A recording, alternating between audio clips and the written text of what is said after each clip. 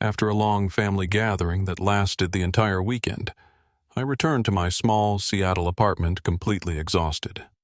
Everything seemed normal until I opened my banking app to pay the electricity bill. Seeing $83.52 on the screen, I felt the blood drain from my face. I checked 3 times, then once more, certain it wasn't a glitch or a trick of tired eyes. Just 2 days ago, my account had over $9,000. My heart pounded as if someone were knocking from inside my chest. With trembling hands, I called the bank. After a few security questions, the representative said, "The transactions were made from a device previously logged into your account, from the same address as your personal computer." I grabbed my keys and drove back to my mom's house, where we'd just held our biggest family reunion of the year. Images of hugging, laughing relatives still lingered in my mind. But within hours, I was back in the old kitchen where I grew up, reaching for a glass of water from the cabinet, my heart still reeling from shock. "You're back already?" My sister Amanda's voice floated from the living room, light and carefree, as if nothing had happened. She lounged on the couch, legs crossed, a glass of red wine in hand, without a hint of concern. "I just checked my account," I said, trying to keep my voice steady, but the strain in my throat betrayed me. Nathan, my brother-in-law, strolled out of the kitchen with a can of soda, leaning against the fridge with a half smirk, half indifference. "Oh, yeah," he grinned. "We needed that money more, Alice." His words hit like a slap. I froze, stunned, unable to speak. Amanda gave a soft giggle, shrugging as if I were overreacting. "Don't be so dramatic," she said. "You've got a good job, no debt, no kids. You live alone." I turned to my mom, sitting in the corner knitting with the same calm expression. "Mom, did you know?" She sighed, not looking up, her voice gentle, as if I'd complained about oversalted soup. "You're always so sensitive. What's wrong with helping out a little?" I looked at my dad, engrossed in his phone.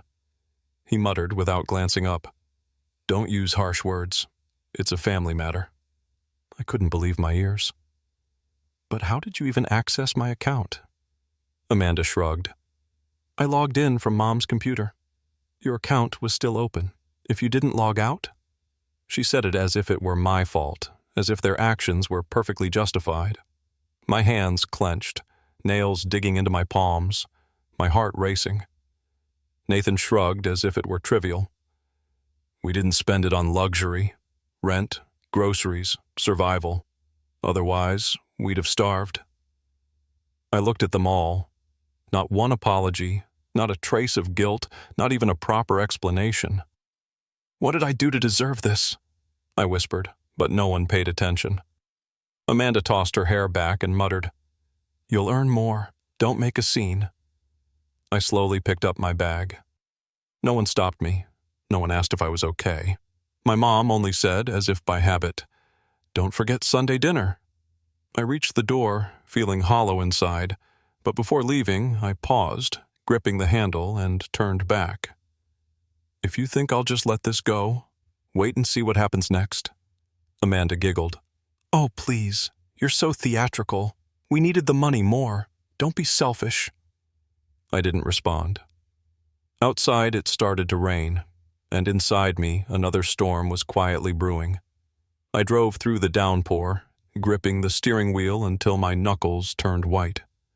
The traffic light ahead was red, but my thoughts swirled around their cold words. We needed the money more. No regret, no apologies. It felt like a nightmare I couldn't wake from.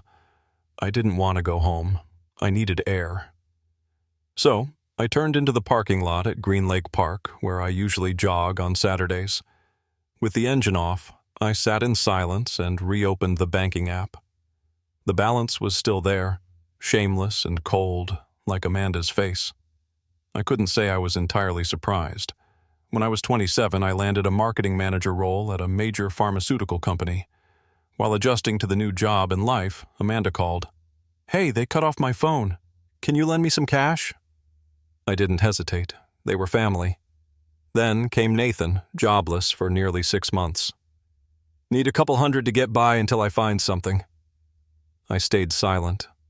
For Haley's birthday, Amanda sent a gift list, the cheapest item over $200. I wanted to say no, but Mom called, her voice sugary. Won't you get something for your niece? She's so excited, and you're in a better spot than us. And so, I became the one they turned to for money. Amanda bought a new car. I helped with the down payment. Nathan lost his wallet. I transferred money that same night. Mom's electricity bill was overdue. I dipped into my savings. Each time they said, "You're the most stable one in the family." Never once did they ask, "Are you okay?" They didn't consider that I, too, had days when I counted every penny, skipped vacations, and delayed purchases for myself. A few months ago, I canceled a trip with my best friend because I'd spent that money on Nathan's rent. They called it a compliment, but now I see it wasn't gratitude. It was an unspoken assumption. This is your role. The rain kept falling. I turned on the radio, hoping the noise would drown the ache in my chest, but nothing could quiet the realization that I was a tool, not a daughter, not a sister, just a credit card with a heartbeat. My phone buzzed with a text from Mom. "Amanda says you're upset about the money. Don't make it a tragedy, sweetie. We're family." Why did family now feel so heavy? I thought if I were patient, generous enough, they'd understand, maybe say thank you, or at least ask how I was. But they didn't ask because, in their eyes, I didn't need help, and those who don't need help must help everyone else. I took a deep breath and opened my notes app. Every payment, every late-night call, every time I denied myself for them, I started writing it all down. Not to demand repayment, but to never forget, to never again let myself be put in that position. The rain eased, and pale sunlight broke through the gray clouds. I straightened up, hands on the wheel. This time, I didn't look back. That night, back in my apartment, Nathan's words still haunted me. We needed the money more. No apologies, no explanations, just pure, staggering entitlement. But it wasn't the lost money that kept me awake. It was my family's indifference to it. The next morning, I called the bank and requested a full transaction report for the past 10 days. The file was 17 pages long. I printed it and highlighted every suspicious transaction in red. One stood out. Nearly $2,800 from my mom's home address. Yes, I'd used her computer, but I never left my banking app open. I only checked email and my calendar. Someone in that house had accessed my account, memorized my details, and waited for the right moment. That weekend, I returned to Mom's as if it were a casual visit. The smell of roasted meat was the same as always, but the air crackled with tension. Amanda sat at the head of the table, avoiding my gaze.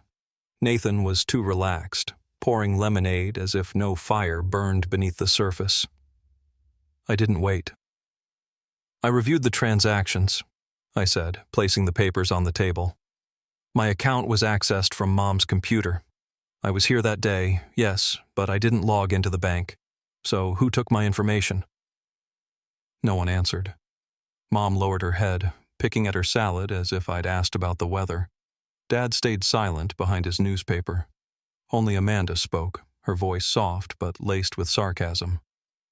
You left it open. We didn't hack anything. I looked at her directly. So you admit it? She shrugged. I saw it was open. You didn't secure it, and it's not the first time you've helped. I didn't agree this time, I said.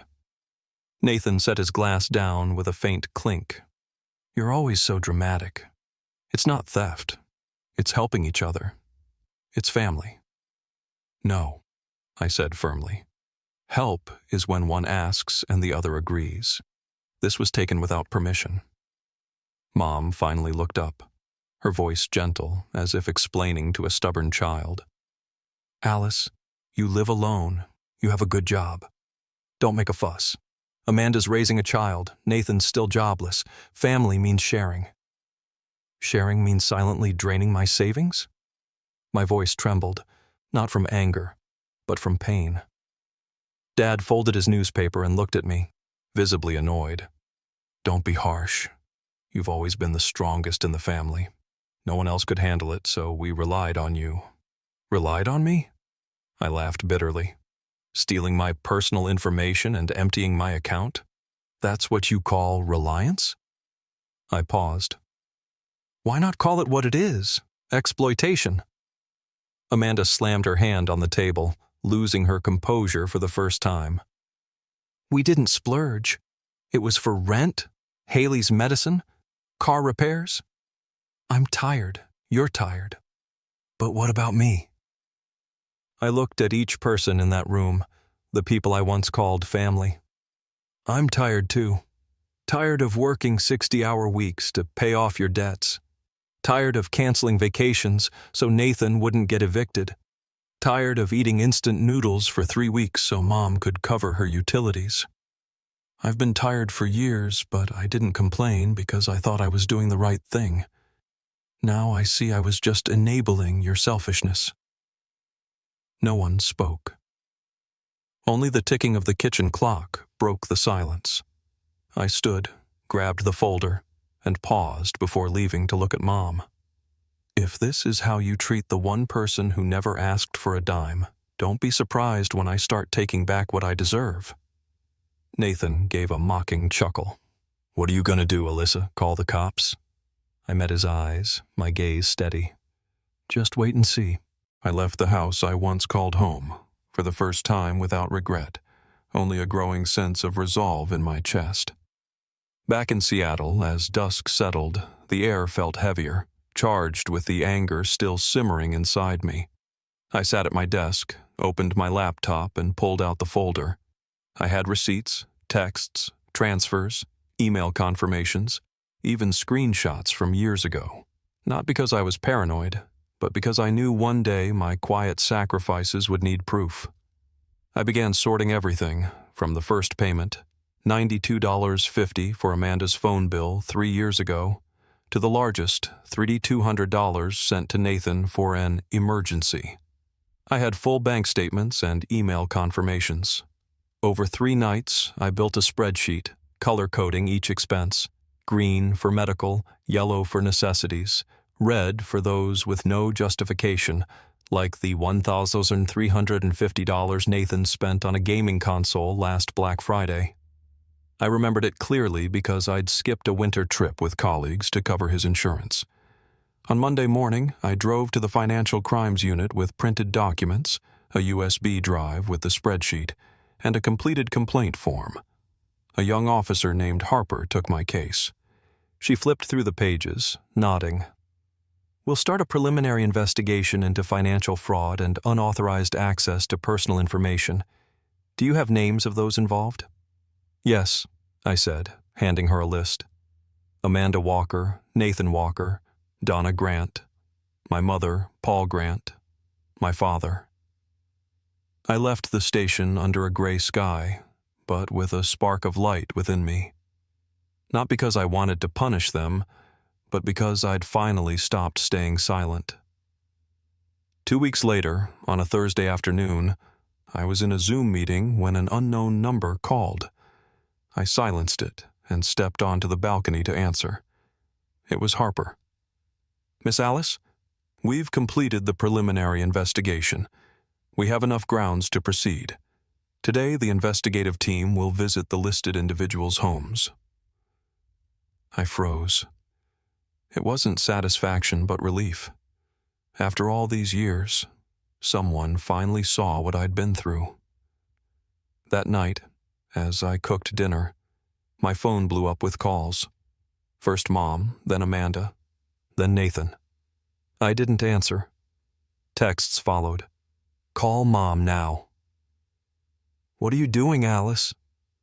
Did you really call the police? I ignored them all. An hour later, a message came from an old neighbor. There are 3 people in jackets marked Financial Crimes Unit at Donna's house. They were asking about you. The next day, I arrived at work early. In the elevator, I caught curious glances from colleagues. Then my manager approached. A local reporter called, wanting to confirm a financial investigation tied to your name, he said, gently placing a hand on my shoulder. We didn't confirm anything, but if you need time, just say so. I gave a small smile. I'm fine. I'm doing the right thing. That evening, I sat by my window, watching the lights of neighboring apartments. Amanda's words echoed. I swear, this family only survives because of you. Yes, they survived because of me. But they never saw me as a person, just a wallet, a tool. And now that tool had said, enough. I opened my journal and wrote one line. I am not the family bank. I am Alice. For the first time, I saw my name on the page, untied to a bill or transfer, just a person's name. Freedom was finally within reach. The first message came Monday morning as I got ready for work. My phone lit up with a familiar line. Call me, Mom. I didn't open it. An hour later, while pouring coffee, a voicemail arrived. Alice, this is going too far. I know there were misunderstandings, but you don't need to take it this far. Please call back. I set the mug down, a chill running down my spine. Her voice was as soft as ever. By noon, Amanda sent a long text. My account's frozen. I can't pay for Haley's school. I don't know what to do. You won, happy now? The last line made me wince, as if this were a game I'd started, as if they were unwilling players. But I knew the truth. I wasn't trying to win. I was just done enduring. The next day, Harper called with an update. Alice, we've confirmed the amount withdrawn and used improperly. Amanda is under investigation for unauthorized transfers, Nathan for withdrawing funds from an unverified device. Your parents used some of the money for illegal mortgage payments, which may be subject to repayment. I didn't know what to feel. Part of me ached, not for the consequences they faced, but because they still didn't grasp how it came to this. That night, Nathan called relentlessly. I blocked his number. 10 minutes later, an email arrived from an unfamiliar address. Alice, please, I've been suspended from work. They're checking my accounts. I can't lose everything over one mistake. Can't you say something to help? The arrogance, mockery, and laughter were gone, replaced by barely veiled panic, but I didn't waver. I didn't. On Thursday morning, a text from Dad arrived. He rarely wrote, so even one line made me pause. The bank sent an eviction warning. If we don't pay in 30 days, we'll lose the house. I reread it over and over. No apologies, no acknowledgement, just a cold statement and a faint hope I'd step in and fix it, as always. I didn't reply. That night, standing by my window, watching streetlights spill across the glass, I recalled every time I skipped lunch to send Mom money on time, canceled a date because Amanda called in tears. I gave not just money, but my peace of mind. This time, I wouldn't go back. That weekend, I drove to the Edmonds coast, where Dad and I used to fish every summer when I was little. No one knew where I was, no one asked how I was. Those who called me their lifeline now only called to save themselves from the consequences. Midday, my phone lit up again. A text from Mom. Alice, I'm begging you, I know I was wrong, but if we lose the house, I don't know how I'll survive. Please don't abandon me. I stared at the screen for a long time. The message squeezed my chest, but not from guilt. Rather from realizing that even now, she was thinking of the house, not me. No one asked if I was okay. I set the phone aside and stepped onto the sand, letting the ocean breeze lift the weight from my chest. I knew I was entering the hardest part, where I'd be called cruel, ungrateful, even destructive. but also the part where I no longer had to carry what was never mine. I looked at the endless water, for the first time in years, not thinking about bills, money requests, or late-night calls. I thought about myself and the peace I was finally starting to feel. 3 weeks later, I applied for extended leave without telling anyone. I packed my things neatly into a rented car and left Seattle on a rainy Wednesday morning, crossing the state as if shedding the skin of a woman crushed by unreasonable expectations. I arrived in Boulder, Colorado, a small town I'd passed through years ago for work. Back then, I had only a few hours to wander downtown, sip coffee in a cozy cafe with soft jazz and warm yellow lights. That calm had stayed with me. Now, it was where I chose to start over. I rented a small studio with a view of the mountains, white walls, and large windows catching the morning light. A few days later, I bought a new desk, filled vases with fresh flowers, and for the first time in years, I didn't have to make space for others' needs. I changed my number, informed my company I'd work remotely indefinitely, and strangely, once I stopped draining myself for family, my energy returned. I slept better, ate regularly, and sitting at my desk, my mind was clearer than ever. 2 weeks after moving to Boulder, my boss, Julian, called. "Alice, I reviewed your new strategic plan. It's brilliant. Have you considered taking on the regional coordinator role for the entire West Coast?" I paused for a moment. A year ago, I'd have declined, still worried about Mom, Amanda, Nathan. But now, I looked out the window, where sunlight sparkled through the pines, and answered firmly, "I'm ready." Julian laughed. "I knew you'd be the first to come to mind. Congratulations, Alice." When the call ended, I brewed tea, wrapped myself in a knitted blanket on the balcony, and let the breeze play with my hair. I'd done it, broken free from the cycle where I was always the giver, and no one asked, "Are you okay?" No more late-night texts, desperate calls like, "It's just a loan, I'll pay you back by the end of the month." No more checking my account each morning in quiet panic. Now, every message came from people who genuinely cared, colleagues, old friends, or new acquaintances from Boulder yoga classes. No one asked for money, only, "How are you today?" or "Want to grab dinner?" I hadn't just gained freedom. I'd found myself. One afternoon, I returned to that cafe from years ago, sitting at the same window table. The owner vaguely remembered me. "You were here before, right? Didn't you ask about the jazz tune I was playing?" I laughed. "That was me, and now I live here." He gestured to the street. "This place heals a lot of people." I nodded. Nothing more needed to be said. That night I wrote in my journal, "I spent my youth guarding a door for a family that never wanted to step inside to see me, only to take what was there. Now I've locked that door and keep the key." This new life wasn't loud, without applause.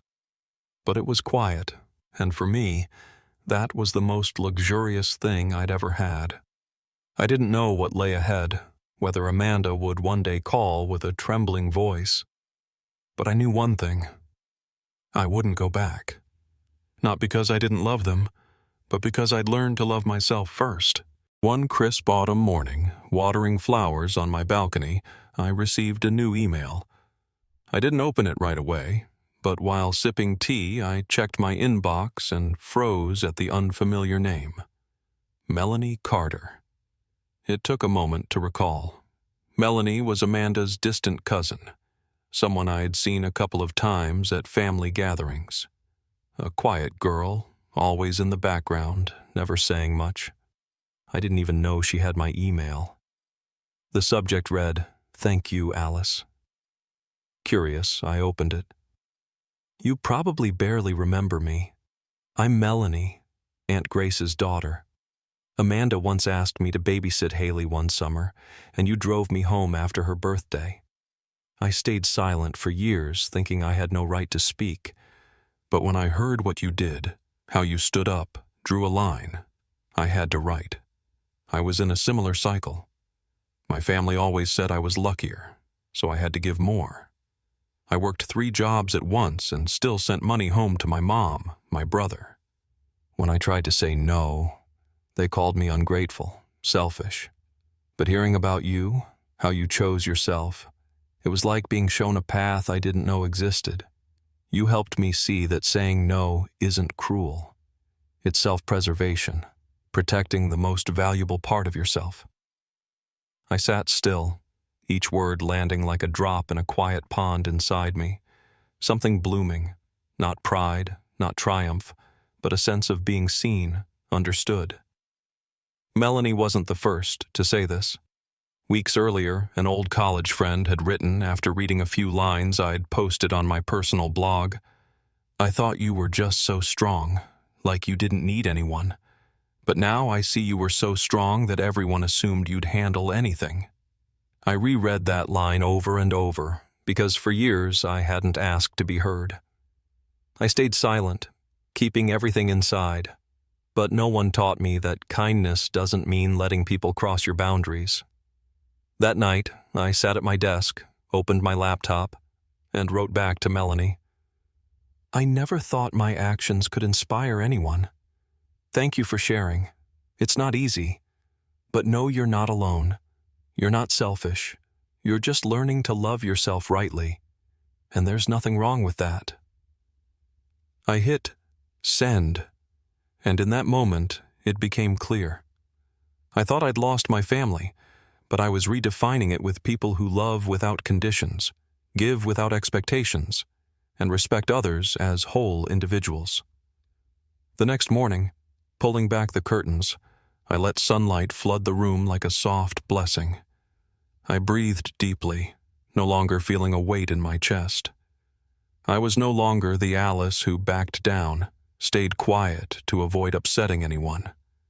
Now I was Alice, who knew how to say enough, who knew when to walk away if unvalued. And the most beautiful part, I wasn't alone. Somewhere out there, people like Melanie were finding the courage to step out of the shadows. And if my path could light even a small part of theirs, every drop of pain I'd endured was worth it. One Sunday afternoon, I strolled along a paved path in the park where maple leaves turned from green to gold and fiery red. A little girl rode her bike, hair streaming in the wind, her mom jogging behind, laughing and calling, "Slow down, sweetie." I paused for a moment with a paper coffee cup, watching them like a living painting.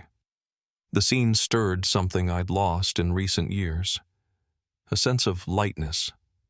I used to think I had to do everything to make my family proud. I worked tirelessly, saved every cent, skipped vacations and small dreams to earn the title of good daughter or a nod of approval from Mom.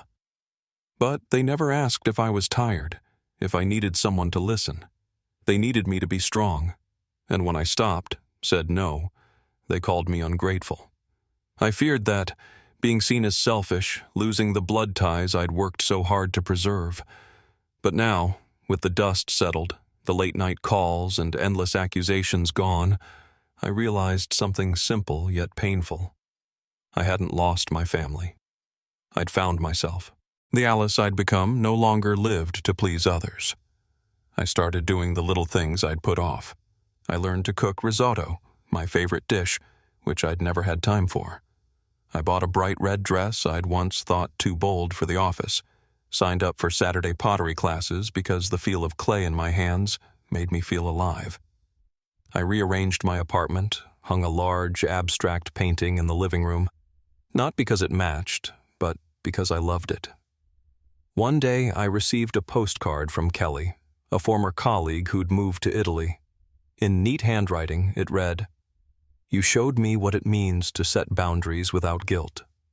Because of you, I finally dared to move to Rome, a dream I've had since I was 20.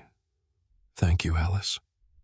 I placed the postcard on my desk among treasures that meant so much. A stone from my first Colorado hike, a jar of dried flowers, and the leather journal I still wrote in. These were pieces of me, Alice, who no longer lived to prove anything. I stopped waiting for my family to understand. I didn't expect an apologetic call from Amanda or a sudden text from Mom. Maybe one day they'll look back and see. Maybe not. Either way, I'm okay with that. I used to think love meant holding on tightly. Now I know sometimes love is letting go, letting yourself and others be accountable for their choices. When you stop being so kind that you erase your boundaries, you realize those who truly value you will never ask you to burn out for them. I still recall a writer's quote, "You don't have to set yourself on fire to keep others warm." When I stopped burning for their expectations, I found the warmest light comes not from sacrifice, but from the peace of living in harmony with yourself. On that leaf-strewn path, I walked slowly, without hurry, without escape. Alice's story is a powerful reminder that you don't have to sacrifice yourself for relationships called family if they lack respect.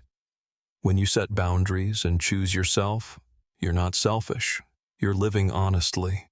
Not everyone will understand, but the peace you gain is worth it, because sometimes walking away from family isn't loss. It's the first step toward reclaiming your true self and your worth.